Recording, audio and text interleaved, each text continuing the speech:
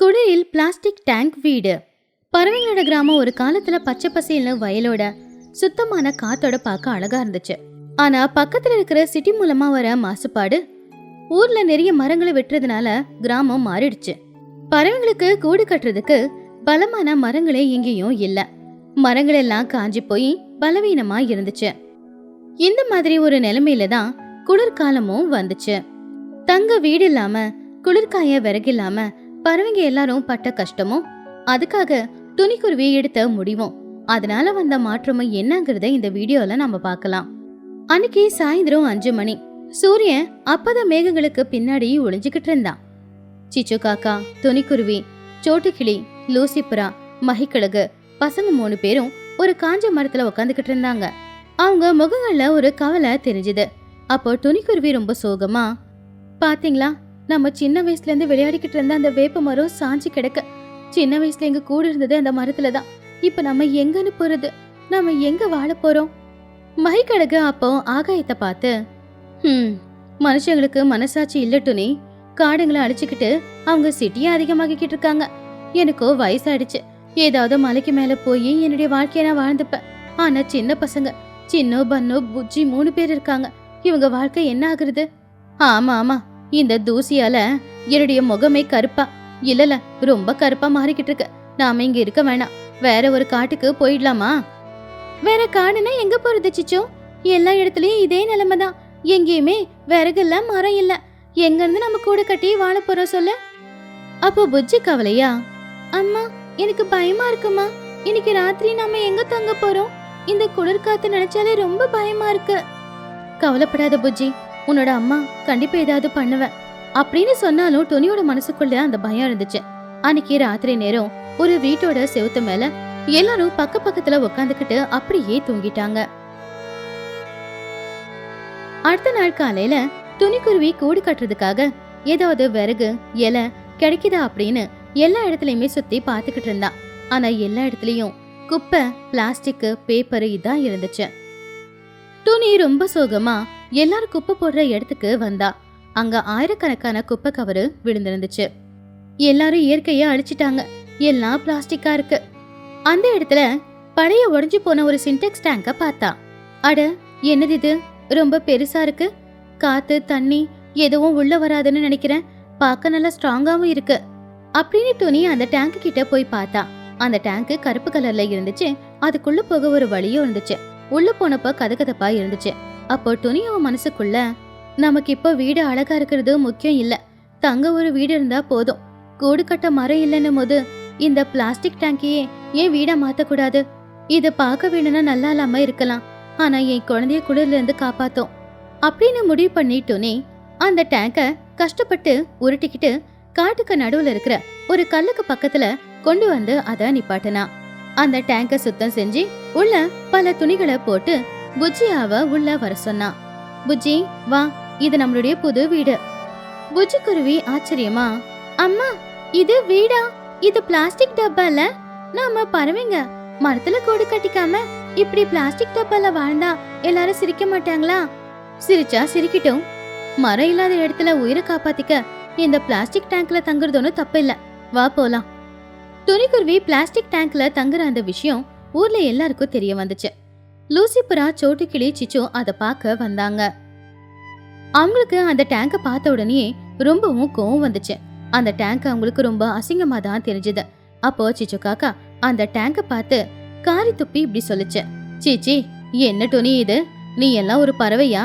மனுஷங்க பயன்படுத்தி தூக்கி போட்ட ஒரு பிளாஸ்டிக் டப்பால வாழ்க்கைய வாழலான்னு வீடா மாத்திக்கிட்டு இருக்கியா? நீ எல்லாம் பறவைதானா இல்ல சாக்கடையில பொருள்ற எலியா? நீ உன்னெல்லாம் பார்க்கும்போது உண்மையிலேயே எனக்கு அசிங்கமா இருக்கு. அப்போ சோட்டுக்கிளியும் துணிய பார்த்து ரொம்ப கோவமா, ஆமா துணி, நீ பறவைங்களோட இனத்துக்கே ஒரு கலங்கம். மத்தவங்க எல்லாரும் உங்க கூட இருக்கிற பறவை இப்படி ஒரு பிளாஸ்டிக் டேங்க்ல தங்கியிருக்காமே அப்படின்னு சொன்னா நம்ம இனத்தோட மரியாதை என்ன ஆகுறது? சிச்சி, நீ இந்த அளவுக்கு கீழே இறங்குவேன்னு கொஞ்சம் கூட நான் எதிர்பார்க்கல. தயவு செஞ்சு எங்க பக்கத்துல வந்துடாத, எங்களுக்கு அதை தொத்தி விட்டுறாத. அப்போ துணி அவங்க எல்லாரையும் பார்த்து கையெடுத்து கும்பிட்டு, ஏன் இப்படி எல்லாம் பேசுறீங்க? எனக்கு வேற வழி இல்லையே. அப்போ சிச்சு காக்கா கோவமா துணிய பார்த்து, போது வாய மூடு, வழி இல்ல அப்படின்னா செத்துப்போ. அதை விட்டுட்டு இப்படி ஒரு குப்பை வாழ்க்கை வாழ தயாராயிட்டனா இனிமே நீ எங்க தோழியே கிடையாது. இனிமே உனக்கும் எங்களுக்கும் சம்மந்தமும் இல்ல. அது மட்டும் இல்ல, எங்க பசங்களும் உன் பொண்ணு புஜ்ஜி கூட விளையாட மாட்டாங்க. வா சோட்டு, போலாம். இனிமே இவகிட்ட என்ன பேச்சு? இவ வாழ்க்கை குப்பை வாழ்க்கை, அப்படியே வாழட்டும். துணியோட மனசு சுக்குநூறா உடைஞ்சு போச்சு. இத்தனை நாளா அவ கூட இருந்த தோழிங்க எல்லாருமே அவளை அந்த அளவுக்கு அவமானப்படுத்தியிருந்தாங்க. புஜ்ஜிக்கு ஒண்ணுமே புரியாம பேந்த பேந்த முழிச்சுக்கிட்டு இருந்தா. 3 பேருமே கோவமா துணியை திட்டிட்டு அங்கிருந்து போயிட்டாங்க. துணி அந்த அவமான பாரத்தை சுமந்துக்கிட்டு அமைதியா அந்த டேங்குக்குள்ள போயிட்டா. டிசம்பர் கடைசி வாரமும் வந்துச்சு. அந்த வருஷம் குளிர் இது வரைக்கும் இல்லாத அளவுக்கு இருந்துச்சு. வானிலை 0 டிகிரிக்கும் கீழே போயிடுச்சு. எந்த ஒரு மரத்துலயும் இலைங்களும் இல்ல. வெளியில யாராவது வந்தா ஐஸ் கட்டி மாதிரி ஆயிடுற நிலைமை இருந்துச்சு. அது மட்டும் இல்லாம பனி அதிகமா பொழிஞ்சுக்கிட்டு இருந்துச்சு. பனி பலமா ஐஸ் கட்டி மாதிரி வந்து விழுறதுனால வெளியில எந்த ஒரு கூரையும் இல்லாம வாழ்ந்துகிட்டு இருந்த பறவைங்களுக்கு அங்க பாதுகாப்பே இல்ல. பாவம் சின்ன பசங்களான சின்ன பண்ணு எல்லாரும் மயக்க போடுற நிலைமைக்கு வந்துட்டாங்க. வயசான மகிக்கழுகாலையும் அந்த சூழ்நிலையை தாங்கிக்க முடியல. சிச்சு காக்கா அழுதுகிட்டே, ஐயோ என் புள்ள மயக்க போட்டுட்டான்.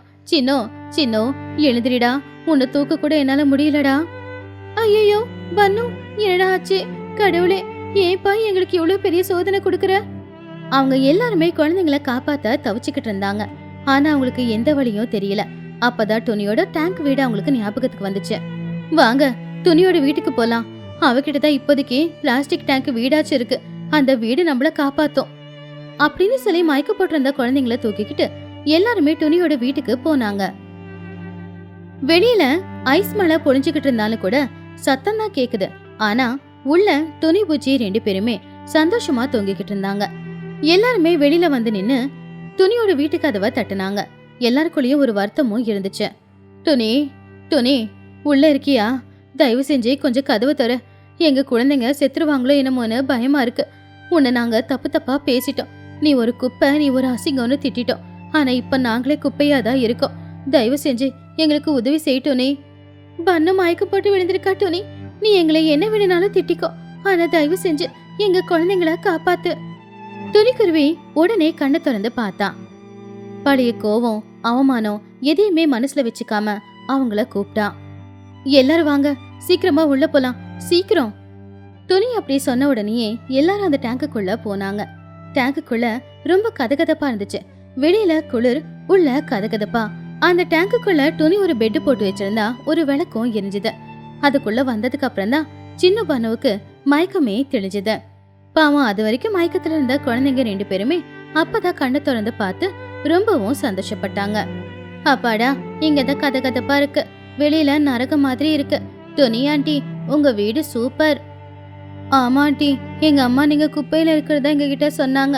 ஆனா இப்ப அந்த குப்பை தான் எங்களை காப்பாத்திருக்கு. அப்போ சிச்சு காக்காவும், ஆமா டோனி, தயவு செஞ்சு என்ன மன்னிச்சிடு. அன்னைக்கு இது குப்பை, இங்க போய் நீ வாழ்ந்துகிட்டு இருக்கிறியே, நீ சாக்கடை, நீ பறவை இனத்துக்கே ஒரு அசிங்கம் அப்படின்னு சொன்ன. ஆனா இன்னைக்கு என் புள்ளையோட உயிரை காப்பாத்தினது இந்த குப்பை தான். தயவு செஞ்சு நான் பேசினதுக்கு என்ன மன்னிச்சிடு. ஏன் சிச்சு மன்னிப்பெல்லாம் கேட்டுக்கிட்டு என்ன பண்றது? நம்ம சூழ்நிலைக்கு ஏத்தாப்புல நம்ம மாறிதானே ஆகணும். மனுஷங்க மரத்தை வெட்டிக்கிட்டு அவங்க சந்தோஷமா இருக்காங்க. நமக்கு கூடு கட்டுறதுக்கு ஒரு மரம் இல்லையே. அதனாலதான் வேற வழி இல்லாம அவங்க பயன்படுத்தி தூக்கி போட்ட பொருளை வீடா மாத்தி இருக்கேன். அன்னைக்கு ராத்திரி அவங்க எல்லாருமே அந்த டேங்குக்குள்ளதான் தங்கியிருந்தாங்க. அடுத்த நாள் காலையில அவங்க வெளியில வந்தாங்க. ஊர் எல்லாமே நாசமாதான் இருந்துச்சு. ஆனா அந்த டேங்க் மட்டும் எதுவும் ஆகல. எல்லாரும் கேளுங்க, இன்னைக்கு துணியால நமக்கு புத்தி வந்திருக்கு. இனிமே நாமளும் பழைய வழக்கம் பழக்கம் இதெல்லாம் பார்க்க கூடாது. குப்பை போடுற இடத்துல இதே மாதிரி நிறைய டேங்க் இருக்கிறத நான் பாத்திருக்கேன். இன்னைக்கு வாங்க, நாம எல்லாருமே ஆளுக்கு ஒரு டேங்க் கொண்டு வந்து வீடா மாத்தலாம். ஆமா ஆமா, நான் அந்த ப்ளூ கலர் டேங்க வீடா மாத்த போறேன். நான் அந்த ஒயிட் கலர் டேங்க வீடா மாத்திக்க போறேன் அப்படின்னு சொல்லி எல்லாரும் குப்பை போடுற இடத்துக்கு போனாங்க. அங்க இருக்கிற பயன்படுற டேங்க் எல்லாத்தையுமே கொண்டு வந்து அழகான வீடுங்களா மாத்தி அங்க ஒரு ஏரியாவையும் ஏற்படுத்தினாங்க. அந்த ஏரியாவுக்கு நவஜீவன நகர்னு பேர் வச்சாங்க. பாத்தீங்களாடா, மனுஷங்க போட்ட குப்பை இப்ப நமக்கு உதவி செஞ்சிருக்கு. ஆமா புஜி, இப்ப மழை அடிச்சாலும் குளிர் அடிச்சாலும் வெயில் அடிச்சாலும் நமக்கு கவலையே இல்ல. நம்ம எல்லாரும் சேஃபா தான் இருக்கோம். ஒரு காலத்துல அவமானமா நினைச்ச அந்த பிளாஸ்டிக் டேங்க் இப்ப எல்லாரும் வாழ்றதுக்கு ஒரு இடமா இருந்துச்சு. துணிக்குருவி முன்ஜாகிரதையை யோசிச்சு எல்லாருக்குமே ஒரு நல்ல பாடத்தை கத்து கொடுத்தா. இயற்கைய அழிக்கிறத நம்ம அழிச்சிடுறாங்க, அதை தடுக்க முடியல.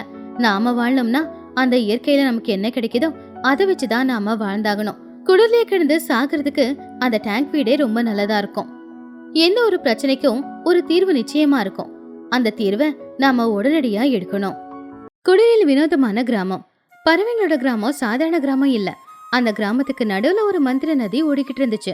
அந்த ஆத்துக்கு ஒரு பக்கத்துல சோட்டுக்கிளி, மகிக்கழுகு, லூசிபுரா இருந்தாங்க. இன்னொரு பக்கத்துல துணிக்குருவி, சிச்சு காக்கா, குஹுவாத்து வாழ்ந்துகிட்டு இருந்தாங்க. சாதாரணமா எல்லாரும் ஒண்ணுமா தான் இருப்பாங்க. ஆனா அந்த ஊர் ஆத்தங்கரையோரமா ஒரு பெரிய ஆலமரம் இருந்துச்சு. அந்த மரத்துல பலவிதமான தாயத்து கட்டி இருந்துச்சு. அந்த காலத்துல அந்த ஊர்ல திடீர்னு ஒரு பக்கம் பயங்கரமான வெயிலும் ஒரு பக்கம் பயங்கரமான மழையும் அடிச்சு அந்த ஊரே வீணா போய்கிட்டு இருந்துச்சு. அதனால பூஜையெல்லாம் செஞ்சு அந்த மரத்துல தாயத்தை கட்டி விட்டாங்க. அன்னையில இருந்து எல்லாமே சரியா இருந்துச்சு. யாரும் அந்த தாயத்தை தொடவே கூடாது அப்படிங்கிறது தான் அந்த ஊர் வழக்கம். ஆனா நம்மளுடைய கிரிக்கெட் பேட்ச் பன்னு, சின்னு, புஜ்ஜி வந்தா ரூல்ஸ் எல்லாம் பிரேக் ஆகத்தானே செய்யும். வானிலை அன்னைக்கு ரொம்ப அழகா இருந்துச்சு. பசங்க எல்லாரும் ஆத்தங்கரையோரமா கிரிக்கெட் விளையாட ஆரம்பிச்சாங்க. பன்னு கையில பேட் இருந்துச்சு, புஜ்ஜி கையில பால் இருந்துச்சு. சின்னு ஃபீல்டிங் பண்ணிக்கிட்டு இருந்தான். பன்னு பேட்டை காத்துல சுத்திக்கிட்டு, டேய் இன்னைக்கு நான் நல்ல ஃபார்ம்ல இருக்கேன். காலையில 6 இட்லி வித்து சாம்பாரோட சாப்பிட்டுருக்கேன். இன்னைக்கு நான் அடிக்கிற அடியில அந்த பால் நேரா சூரியனை போய் தொட்டுட்டு வரப்போகுது பாரு. சூரியனை தொட்டா பரவாயில்லடா, என் முகத்தை தொடாம பாத்துக்கடா, நாளைக்கு எனக்கு போட்டோ ஷூட் வேற இருக்கு. டே பன்னு, அதிகமா பேசாத. எது செய்யறதா இருந்தாலும் கையில செஞ்சு காட்டு. நான் பால் போட போறேன், பாத்து ஒழுங்கா அடி அப்படின்னு சொல்லி புஜ்ஜி பால் போட்டா. பன்னு பேட் ரெடியா வச்சுக்கிட்டான். ஆனா பால் பேட்டை தொடல, பின்னாடி போய் விக்கெட்ல பட்டுச்சு. அவுட்! பன்னு கிளீன் போல்ட். இல்ல, இது சீட்டிங். நான் கவனிக்கவே இல்ல. பால் வரும்போது தான் எனக்கு ஒரு கொசு கடிச்சுது, அதனால பால் நான் மிஸ் பண்ணிட்டேன். இந்த பால் கணக்குலயே வராது. இன்னொரு பால் போடுங்க. டே பன்னு, நீ எப்பவும் இவ்வளவுதான். அவுட் ஆனா ஒத்துக்கவே மாட்டியா? புஜ்ஜி வா, நீ வந்து பால் அடி. அவன் பால் போட்டுட்டோம். சரி, நான் பால் போடுறேன். ஆனா நான் பால் போடுற ஸ்பீட பார்த்து புஜ்ஜி நீ பயந்துராத. புஜ்ஜி பேட் பிடிச்சுக்கிட்டா. பன்னு கையில பால பிடிச்சுக்கிட்டு நடந்து வந்துகிட்டு இருந்தான். அப்ப பன்னு கையில இருக்கிற பால் நழுவி விழுந்துச்சு. இது என்னடா பவுலிங்க? எது இப்ப என்னோட பேட்டிங்க பாரு. புஜ்ஜி பேட்டால பால தூக்கி அடிச்சா. அது எகிரி போச்சு அங்கிருந்து. அது நேரா போய் அந்த ஆலமரத்துல கட்டியிருந்த ஒரு தாயத்தை கூட வேகமா போய் மோதிடுச்சு. ஐயோ புஜ்ஜி, தாயத்துல அடிச்சுட்ட. அடிப்பட்ட உடனே அங்க இருந்த அந்த தாயத்து கீழே விழுந்துருச்சு. அந்த தாயத்தை நேரா தண்ணியில விழுந்துருச்சு. அவ்வளவுதான். அந்த தாயத்து தண்ணியில விழுந்த உடனே அங்க வேகமா காத்து வீச ஆரம்பிச்சுது. பயங்கரமான இடி மின்னல் சத்தம். எல்லாரும் அதை பார்த்து பயந்துட்டாங்க. காத்தோட வேகம் அதிகமாயிக்கிட்டு இருந்துச்சு. அட என்னடா இது, காத்து வேகமா வீசுது, டப் டப்னு சத்தம் கேக்குது. ஆகாயத்துல யாராவது பிரியாணி பாத்திரத்தை தட்டுறாங்களா? இல்லடா பன்னு, நம்ம ஏதோ தப்பு பண்ணிட்டோம்டா. அந்த தாயத்து கீழே விழுந்துருச்சு, அதனாலதான் இந்த மாற்றம் போல. பெரியவங்க சொன்னது உண்மைதான் போலடா. ஒரு நொடியில வானிலை சுத்தமா மாறுச்சு. சோட்டு, லூசி, மஹி இருக்கிற பக்கத்துல திடீர்னு பயங்கரமா வெயில் அடிக்க ஆரம்பிச்சுது. வெயிலோட தாக்கம் 50 டிகிரிக்கு மேல போச்சு. மரங்கள் எல்லாம் காஞ்சு போச்சு. சூடான காத்தும் வீசிச்சு. சிச்சு, குஹு துணி இருக்கிற பக்கம் மேகங்கள் எல்லாம் கருப்பாக ஆரம்பிச்சுது. காத்து வீச ஆரம்பிச்சுது. பார்த்துக்கிட்டு இருக்கும் போதே பனி பொழியவும் ஆரம்பிச்சுது. அங்க வானிலை -டிகிரிக்கு மாறிடுச்சு. டேய், எங்க வீடு இருக்கிற பக்கம் பாரு, ஒயிட்டா இருக்கு. பனி பொழிய ஆரம்பிச்சிடுச்சுடா. எங்க வீடு இருக்கிற பக்கத்துல பாரு, வெயில் எப்படி அடிக்குது. இந்த வெயில எங்க அம்மா கஷ்டப்படுவாங்கல்ல. வாங்கடா, எல்லாரும் அவங்கவுங்க வீட்டுக்கு போயிடலாம். என்ன நடக்குதுன்னு பாக்கலாம். துணி, சிச்சு, குஹு இருக்கிற இடத்துல பயங்கரமா பனி பொழிய ஆரம்பிச்சதுனால அங்க இருக்கிற சிச்சு காக்கா 4-5 ஸ்வெட்டர் எடுத்து உடம்புல போட்டுக்குச்சு. ஐயோ, என்னடா இது, திடீர்னு இப்படி ஒரு குளிரு. நான் இருக்கிறது எங்க ஊர்லயா இல்ல காஷ்மீர்லயா? ஐயோ, என் மூக்கெல்லாம் செவக்க ஆரம்பிச்சிடுச்சே, என் ஸ்கின் எல்லாம் உடையுதே. குஹுவாத்து அப்பதான் வீட்டுக்கு பின்னாடி இருக்கிற தண்ணி தொட்டியில நீச்சல் அடிக்கிறதுக்காக வந்தப்போ அங்க இருந்த தண்ணி எல்லாமே ஐஸா மாறிடுச்சு. அட என்னடா இது, நீச்சல் அடிக்கலான்னு வந்தா தண்ணி ஐஸ் கட்டி ஆயிடுச்சு. டொனி வெளியில வா, நம்ம ஊரு ஃப்ரிட்ஜுக்குள்ள இருக்கு. துணிக்குருவி உடனே வீட்டை விட்டு வெளியில வந்து, முதல்ல எல்லாரும் உள்ள வாங்க, வெளியில இருந்தா நாமளும் ஐஸ் ஆயிடுவோம். இது சாதாரண குளிர் மாதிரி தெரியல, ஏதோ தப்பு நடந்திருக்கு டொனி, குளிர் தாங்க முடியல. இப்போ என்ன பண்றது? எனக்கு என்ன பண்றதுன்னு தெரியல. அந்த பக்கமா பாரு, அங்க வெயில் எப்படி அடிக்குதுன்னு பாரு. ஆத்தங்கரைக்கு இன்னொரு பக்கம் லூசி, சோட்டு, மகி வாழ்ந்துகிட்டு இருக்கிற அந்த பக்கத்துல பயங்கரமா வெயில் அடிச்சுக்கிட்டு இருந்துச்சு. ரோட்டுல ஆம்லெட்டே செய்யலாம் போல தெரியுது. ஐயோ, என்ன இது? வெயில் இப்படி வருது. சூரியன் என்ன என் வீட்டு கூரை மேலேயா இருக்கா? உள்ள அனல் காத்து வீசிக்கிட்டு இருக்கு. அதை கேட்டு லூசி புறா, சோட்டு, எனக்கு தாகமா இருக்கு. ஆனா வீட்டுல பானையில் இருக்கிற தண்ணி சூடாகுது. நாமளே சூப் ஆயிடுவோம் போல தெரியுது. அப்போ மகிக்கழுகு கண்ணாடியை போட்டுக்கிட்டு வெளியில வந்து, அட, இது ஏதோ தப்பா இருக்கு. கண்டிப்பா மரத்துல கட்டியிருந்த தாயத்துக்கு ஏதோ ஆயிருக்கு. அதனாலதான் ஒரு பக்கம் வெயில் ஒரு பக்கம் பனி. வாங்க எல்லாரும் மரத்துக்கிட்ட போய் பார்க்கலாம். அப்பதான் பன்னுக்கிளி வீட்டுக்கு ஓடி வந்தான். அம்மா, என்னை காப்பாத்துமா. என்கிட்ட இருக்கிற சாக்லேட் உருகி போய் சாக்லேட் சாஸ் ஆயிடுச்சு. என்கிட்ட இருந்த ஐஸ்கிரீம் உருகி போய் இப்போ மில்க் ஷேக்கா ஆயிடுச்சு. வீட்டுல லட்டு வச்சிருக்கேன். இந்த வெயிலுக்கு லட்டெல்லாம் வீணா போச்சுன்னா நான் என்னதான் சாப்பிடுவேன்? தயவு செஞ்சு என்னை காப்பாத்துமா. நீ வேற சும்மா இருடா. இங்க நம்ம உயிரை போய்கிட்டு இருக்கு. வாங்க முதல்ல அங்க இருக்கிறவங்க நிலைமை என்னன்னு பார்க்கலாம். எல்லாரும் ஆத்தங்கரையோரமா வந்தாங்க. இந்த சீன் எப்படி இருந்துச்சுன்னா, சோட்டுவோட பேட்ச் வெயில் தாங்க முடியாம கண்ணுக்கு கூலிங் கிளாஸ் போட்டுக்கிட்டு இருந்தாங்க. டொனியோட பேட்ச் ஸ்வெட்டரு, மங்கி கேப்ப போட்டுக்கிட்டு கடகடன்னு நடுங்கிக்கிட்டு இருந்தாங்க. ஆத்துக்கு நடுவுல சரியா வானிலை மாறிடுச்சு. சிச்சு காக்கா நடுங்கிக்கிட்டே, சோட்டு, என்ன உன் முகம் வாடி பண்ண தோசை மாதிரி இருக்கு? அவ்வளவு வெயில் அடிக்குதாங்க. இங்க பாரு, என் கொக்கு எப்படி செவந்து போச்சுன்னு. சோட்டு வேர்வைய தொடச்சுக்கிட்டு, அடியே, உங்களுக்கு என்ன போற காலம் வந்துருச்சா? இந்த வெயில்ல ஸ்வெட்டர், மங்கி கேப் போட்டுக்கிட்டு இருக்கீங்க. இங்க வெயில்ல நாங்க எல்லாரும் பாப்கார்னா ஆயிக்கிட்டு இருக்கோம். சோட்டு, உண்மையிலே அவங்க பக்கம் ஐஸ் மழை தான் பேஞ்சிக்கிட்டு இருக்கு. பாரு, அங்க எல்லாரும் உடம்பு மேலேயும் ஐஸ் விழுந்திருக்கு. ஆமா லூசி, எங்க பக்கம் ஃப்ரிட்ஜ் ஆன் பண்ண மாதிரி இருக்கு. உங்க பக்கம் ஓவன் ஆன் பண்ண மாதிரி இருக்கு. அட, அமைதியா இருங்க. திடீர்னு என்ன நடந்துச்சு? காலையில நல்லா தானே இருந்துச்சு. அந்த மரத்துல இருந்த தாயத்தைங்க. மகிக்கழுகு அந்த மரத்தை கவனிச்சுது. அங்க தாயத்து இருக்கல, அறுந்து போன கயிறு மட்டும்தான் இருந்துச்சு. அதை பார்த்து மகிக்கழுகு கோவமா, அட, என்ன இது? அந்த தாயத்து இல்லைன்னா நம்ம ஊரோட நிலைமை இப்படிதான் இருக்கும். யாரு என்ன பண்ணாங்க தாயத்தை? பசங்க 3 பேருமே பயப்பட ஆரம்பிச்சாங்க. கடைசியில புஜ்ஜி கொஞ்சம் தைரியமா, என்ன மன்னிச்சிடுங்க பாட்டி. நான் கிரிக்கெட் விளையாடிட்டு இருக்கும் போது பால வேகமா அடிச்சேன்னா அது தாயத்துல பட்டு அந்த தாயத்து அப்படியே கீழே தண்ணியில விழுந்துருச்சு. என்னது? தாயத்து தண்ணியில விழுந்துருச்சா? ஐயோ, இப்ப அந்த தாயத்தை தேடி கட்டுற வரைக்கும் இந்த நிலைமை இப்படிதான் இருக்கும். பன்னு முன்னாடி வந்து நின்னு அப்பாவியா, பாட்டி, என் மேல எந்த தப்பும் இல்ல. நான் மெதுவா தான் பால் போட்டேன். ஆனா புஜ்ஜி அதை 6 அடிச்சிட்டா. இப்போ இந்த பிரச்சனைக்கு என்கிட்ட ஒரு தீர்வு இருக்கு. யாருக்காவது குளிர்ச்சின்னா இந்த பக்கம் வெயில் கிட்ட வரட்டும். நமக்கு யாருக்காவது ரொம்ப அனலா இருந்துச்சு அந்த பக்கம் பனிக்கிட்ட போலாம். ஷிஃப்டிங்ல நாம எல்லாரும் வாழ்ந்துக்கலாம். வீணா போன ஐடியா இது. தினமும் அங்கிருந்து இங்க, இங்கிருந்து அங்கன்னு மாற முடியுமா? முதல்ல அந்த தாயத்து எங்க இருக்கோ அதை தேடுங்க. ஐயோயோ, ஆத்துல விழுந்த தாயத்தை தேடுறதா? ஆத்துல முதல்ல இருக்கும். நான் போக மாட்டேம்மா. நான் போறேன். நான் வாத்தாச்சே, எனக்கு நீச்சல் வரும். இந்த குளிரை விட தண்ணியில் இருக்கிறதே பரவாயில்ல. குஹவாத்து, லூசி 2 பேரும் சேர்ந்து தாயத்தை தேடுறதுக்காக போனாங்க. தண்ணியும் பாதி சூடாவும் பாதி சில்லுனும் இருந்துச்சு.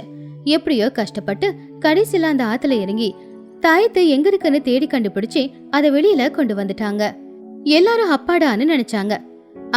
சீக்கிரமா கொடுங்க. இத மறுபடியும் பூஜை பண்ணி மரத்துல கட்டலாம். எல்லாரும் கண்ணு முடிக்கோங்க. ஓம் கிரீம் ட்ரீம் வெதர் சேஞ்சஸ் ஸ்வாஹா அப்படின்னு மகிக்கழுகு மந்திரத்தை சொல்லி அந்த தாயத்தை மறுபடியும் மரத்துல நல்ல இறுக்கமா கட்டி போட்டுருச்சு. குங்குமம், மஞ்சள் எல்லாத்தையும் போட்டுச்சு. கடவுளே, யாருக்கு என்ன கோவம் இருந்தாலும் எல்லாரும் கொஞ்சம் அமைதியாவுங்க. எங்க ஊரை தயவு செஞ்சு காப்பாத்துங்க. மகிக்கழுகு பூஜை செஞ்சு முடிச்ச உடனே மறுபடியும் அந்த ஊர்ல வானிலை மாறுச்சு. அதிகமா இருந்த வெயில் சாதாரண வெயிலா மாறுச்சு. பனி பொழிஞ்சுகிட்டு இருந்த இடத்துல இப்ப குளிர்காத்து மட்டும்தான் வீசுச்சு. அப்பாடா, மறுபடியும் நம்ம ஊரு மாறிடுச்சு. அப்பாடா, என் மேக்கப் பொருள் எல்லாத்தையும் காப்பாத்திட்டேன். இனிமே இந்த பிரச்சனையும் இருக்காது. அந்த வெயிலுக்கு நாம சூப்பாயிடுவோமா அப்படின்னு பயந்துகிட்டு இருந்தேன். நல்ல வேலை, தப்பிச்சிட்டோம். எல்லாம் நல்லாதான் இருக்கா. ஆனா வெயில் அடிச்ச பக்கத்துல இருந்த என்னோட லட்டு எல்லாமே கரைஞ்சு போச்சு. இந்த பக்கம் இருந்த ஐஸ்கிரீம் எல்லாமே ஐஸ் கட்டியா மாறிடுச்சு. எனக்கு இப்போ நஷ்ட ஈடு யாரு கொடுப்பாங்க? நீ பண்ண வேலைக்கே உனக்கு யாரும் அடி கொடுக்கலையேன்னு சந்தோஷப்பட்டுக்கட பண்ணோம். ஆமா, இனி யாரும் அந்த மரத்துக்கிட்ட கிரிக்கெட் ஆட வேண்டாம். நம்ம கிரவுண்டுக்கு போயிட்டு விளையாடலாம். இது நல்ல யோசனை தான். பசங்களா, இயற்கையோட நம்ம விளையாடக்கூடாது. இது நம்ம ஊரை காப்பாத்துற தாயத்து. இத நாம தான் பாதுகாக்கணும். சரிங்க பாட்டி, இப்பதான் ஊரோட பிரச்சனை எல்லாம் சரியாச்சுல, எல்லாரும் ஒன்னா சேர்ந்து பிக்னிக் கொண்டாடலாமா? சிச்சு அத்தை, நீங்க எங்க எல்லாருக்காகவும் பாயசம் செஞ்சு கொடுக்குறீங்களா? ஆரம்பிச்சிட்டியாடா? ஒழுங்கா வீட்டுக்கு போயிடு. பாயசம் இல்ல, விஷத்தை கலந்து கொடுத்துருவேன். அதை கேட்ட எல்லாரும் சிரிச்சாங்க. மறுபடியும் அவங்க கிராமம் முத மாதிரி நல்லபடியா மாறிடுச்சு. அன்னையில இருந்த பசங்க அந்த மரத்துக்கிட்ட விளையாடுறத விட்டுட்டாங்க. ஊரை தாண்டி இருக்கிற ஒரு மைதானத்துல போய் விளையாட ஆரம்பிச்சாங்க. எப்பவுமே பெரியவங்க ஒண்ணு சொல்றாங்கன்னா அது என்ன ஏதுன்னு ஆராய்ச்சி பண்றதை விட்டுட்டு அதை நம்பிட்டு போறதே நல்லதுதான்.